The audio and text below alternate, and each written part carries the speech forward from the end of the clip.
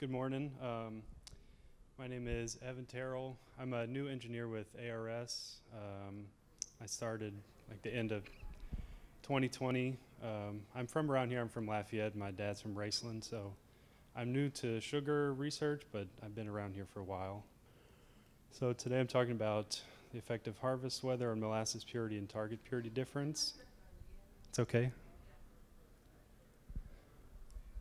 So an overview of this talk, I have an introduction, what's target purity difference, and then the methodology of the data we have, and then the temperature and rainfall, and looking more at the Molasses Survey data and how those things come together, and then we'll try to look more closely at temperature anomalies and those implications, and then some conclusions and future work that we can do. And the motivation here is really, how do we stop losing sugar to molasses, and can the molasses tell us anything? So the target purity difference is what you use to measure molasses exhaustion during raw sugar production, and it's based on target purity, which is a theoretical estimate of the maximum amount of molasses the maximum you can remove from the molasses, sucrose. And this is the formula that the Ag Center uses. So the main thing is it's based on the ratio between the reducing sugars and the conductivity ash. And that has to do with how those things affect sucrose solubility. And so the target purity difference is just the true purity of the molasses measured with HPLC minus the target purity. So ideally, you want that number to be 0. Of course, it never is, but the lower the better. And that tells you how well the molasses exhaustion is going. Some specific things we wanted to ask in this work is, do harvest weather conditions tell us anything about TPD? To what extent, if anything, can the molasses data be explained by the weather? And what more kind of data can we get from the Molasses Survey? It's a huge effort, and so there's all this data, and so we wanted to try to take a closer look at it. So the Audubon Molasses Survey data, which was generously shared by Jillian Eggleston and her team, they look at several things, but the ones we're focusing on here is the reducing sugar, so glucose and fructose from HPLC. Conductivity ash is also measured. And then the target purity, which is calculated from that function before of the reducing sugar to ash ratio, and then TPD based on the true purity and the target purity. And then independently, on my side, we looked at the weather data from NOAA, where we could find it. We took weekly averages for temperature and rainfall corresponding with the weekly molasses data. And based on what we could find in NOAA, the 11 sugar factories were divided up among Baton Rouge, New Iberia, Jeanerette, and Thibodaux, sort of geographically, which is not perfect, but it's kind of the best we could do for now. And then all the data analysis is with various tools in Excel and Python. So this is just the temperature and rainfall by itself. There's no molasses data here. So on one side, the temperature on the vertical axis, and then the week number during the sugar production season on the horizontal axis. On average, the temperature is strictly decreasing in Louisiana, which is just another way to say it gets cold in winter. So the important thing to consider is that if you're trying to look at harvest weather, especially the temperature, it's difficult to decouple that from the time and season because the temperature is only dropping from September through January, more or less.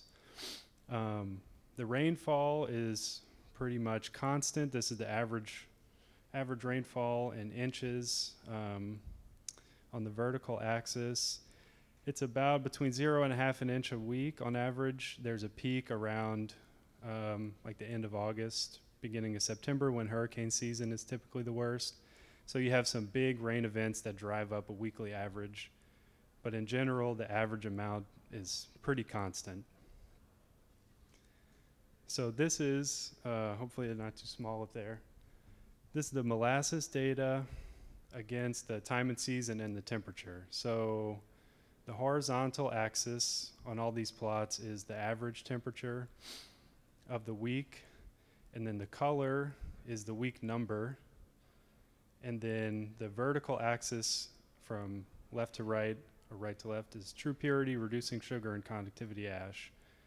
So with the true purity, on one far end, there's not a whole lot really to say, only looking at the true purity in terms of the effect of temperature, time, and season. The reducing sugar content, glucose and fructose, goes up with respect to temperature. So when it's hotter outside, there's more reducing sugar. And of course, that's the opposite with the time and season, because in the winter it's colder. So these plots, although the horizontal axis is the temperature, you have an opposite trend with the time and season. So reducing sugar goes up with temperature. The conductivity ash goes down with the time and season. I mean, with the temperature, or the opposite with the time and season. So because the reducing sugar and conductivity ash have these trends, when you run that through the formula to calculate target purity, then they have the same effect on the target purity, and you get a decreasing trend. So these plots, I kept the true purity as the same on one side, and then target purity in the middle, and TPD on the other side. So again, with true purity being more or less flat, or at least a wide range and no obvious trend, and the target purity going down with temperature, when you take the difference, the TPD goes up. So we thought this was at least worth taking a closer look at the temperature specifically, because we do see these trends. The rainfall data is not too much to say. There's kind of an artifact of the time and season. You can see with the color gradient. I won't spend too much time on this, but basically the rainfall doesn't tell us much. You don't get these nice lines that are easy to see. It's kind of all over the place. So this is true purity, reducing sugar, and ash. This is true purity, target purity, and TPD with the rainfall. So at least in terms of the molasses data, not to say rainfall doesn't mean anything, but when we're looking at the molasses data, when it's presented like this, there's not a whole lot we can say, especially relative to the temperature. So the next thing we tried to do, we know that temperature goes down in the winter, that's obvious, but there's some cold weeks early in the season, and there's some hot weeks late in the season, depending on the year. So in order to try to isolate for the effect of time and season and look at temperature by itself, we looked at all of the data we had and tried to find instances where there was a cold week early in the season, and then compare it to a hot week, unusually hot week, late in the season. So like in 2015, week number 9 was pretty cold. Week number 12 was above average in temperature. 2018, there was a mid-season freeze. So we looked at that was a cold week pretty early on. And then week number 15, more or less, there was pretty hot. So we wanted to compare these temperature anomalies where the hot week happens later than the cold week. So there's a lot on this slide, but the way this data is presented, this is all of the parameters from before. So true purity, reducing sugar, conductivity ash, target purity, and target purity difference. And when you have a red bar and a blue bar, the red bar is the hot week that happened later in the season, and the blue bar is the cold week that happened earlier in the season. So specifically, if we look at the reducing sugar, which among all of those was the one that was the most interesting, in general, the reducing sugars go down during the time and season, but when there's a hot week later in the season, there's still more reducing sugar compared to a cold week. So if there's a cold week in October and a hot week in December, even though December is later in the season, December still may have more reducing sugar if it's hot outside when the sugarcane is harvested. So we think maybe this might be evidence of maybe some microbial or enzymatic sucrose losses. If you look at the reducing sugar plot, so this trend, hot versus cold weeks, was true 2014, 15, 16, and 17. 2018, the blue and red bars are flipped, but there was freeze-damaged sugarcane in 2018. So we think that might point even more to this effect of bacteria and those kind of things that are causing sucrose degradation. And then the TPD shows the same trend on average. The error bars are bigger because it's a little bit more of a calculated indirect measurement. So in general, we think maybe the temperature during the harvest still is going to show up when you're looking at the molasses data in terms of specifically the reducing sugar content. And then that has an effect on the TPD calculations.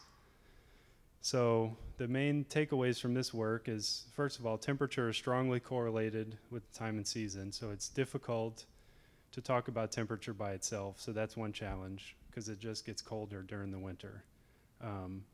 When we're looking at the molasses data alone, rainfall doesn't tell us too much.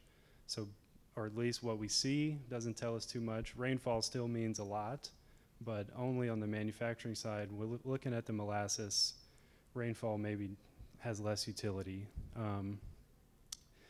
And what we saw is more mature sugarcane later in the season. You have less reducing sugar, more ash, higher target purity, and lower target purity difference based on this molasses data survey campaign over 7 years. Those are the trends.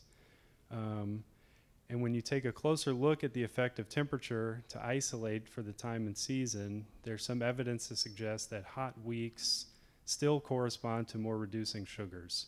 So even if it's later in the season, but it's really hot outside, there might be more of a reducing sugar problem. And then some of the other things we still need to do is we have this year's data. We need to fold all that in and then go through, you know, how we entered everything. We picked 4 weather stations. Maybe we could pick 5. Maybe we could pick fewer. We can do a lot better with the statistical analysis to start to say what's significant and what's not. So that's on the horizon. And then there's I think a lot of experimental work and things that we can measure directly based on what we saw here. And if we're talking about microbial activity, that sort of ties in nicely with dextran, starch, fructans, and that kind of thing that we need to keep looking at more closely. Also, all of this is taken on a weekly basis, so it's a tremendous effort and a ton of work goes into curating all this data.